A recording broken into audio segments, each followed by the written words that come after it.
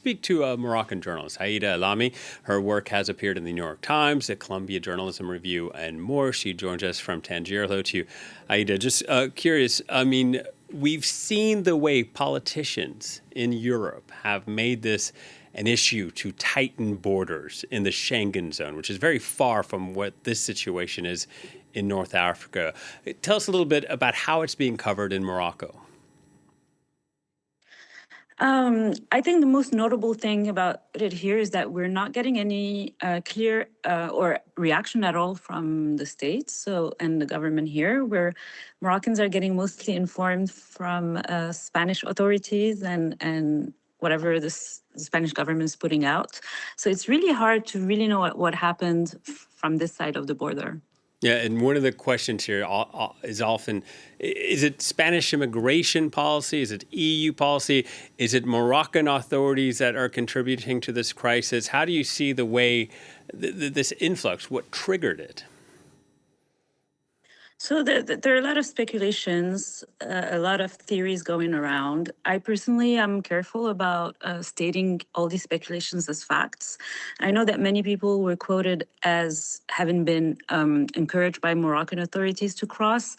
I don't know if that was really a manufactured crisis by the Moroccan government, especially that it happened during Throne Day, and then after that, we had a big holiday on Friday. All of the government, everyone that matters politically, including the king and generals and the army, were in the same spot close to the border. I have a hard time imagining that they manufactured a crisis during such an important holiday. That being said, I think the focus should really be about why so many Moroccans want to leave. Last year, we had massive protests of Gen Z people protesting unemployment, economic hardships, and their demands were met with repression and jailing of these protesters who were just asking for better opportunities. Unemployment among the youth is huge. People just don't see a perspective, and that's why they want to leave. And I think it's important to keep the focus on that, especially that the number that crossed. Yes, it looks big. The images are really unprecedented, but at the same time, making it to Ceuta doesn't mean being able to go into the Schengen area at all. People still need to show a visa to go to mainland Europe, and everyone is back in Morocco today. Yeah, and unless I'm mistaken, the way Morocco is classified as a country, a lot of asylum requests from Morocco to the EU are often rejected because they see EU as a stable country where there aren't threats worth fleeing. Does that need to be reassessed or re-examined, in your opinion?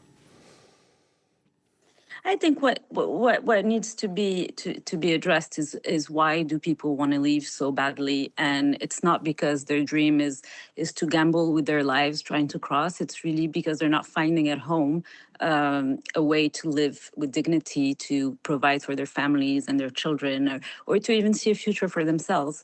So as long as that's the case, yes, they're not fleeing conflict. They're not fleeing yet climate change, but they're still fleeing the impossibility to see a future for themselves. Any idea what's going to happen to these some 45,000 people that have returned to Morocco?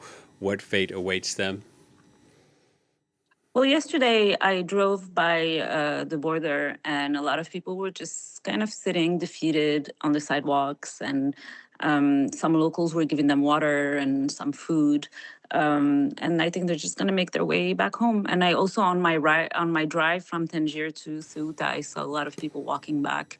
So I think they're just going to go back. I think there was a lot of misinformation online that if they made it through the border, they would be granted instant asylum, and that's what triggered the massive push factor of all these people trying to cross. Yeah, and for our audience that might not be familiar with Ceuta, what is it like from the Moroccan side of things? Is there tension with having Ceuta there, and how far back does that tension go? And is it possible that it would be relieved at any point? Well, there are always frictions and tensions between Morocco and Spain over regional politics. But I mean, Morocco that considers Ceuta occupied territory. I mean, it's. I wouldn't call it a huge escalation like we saw in 2021, where I think Morocco really manufactured the crisis. I think so. In 2021, about 10,000 people crossed over to Ceuta, and that was a clear manufacturing of crisis by the Moroccan government. This time, I think it's more that despite all the money that the EU pours into Morocco to police the borders, maybe it's just not working anymore, and all these. This militarization of borders and this policing of borders can get also overwhelmed. Aida, thank you so much for your time. Aida Alami joining us from Tangier. Thank you.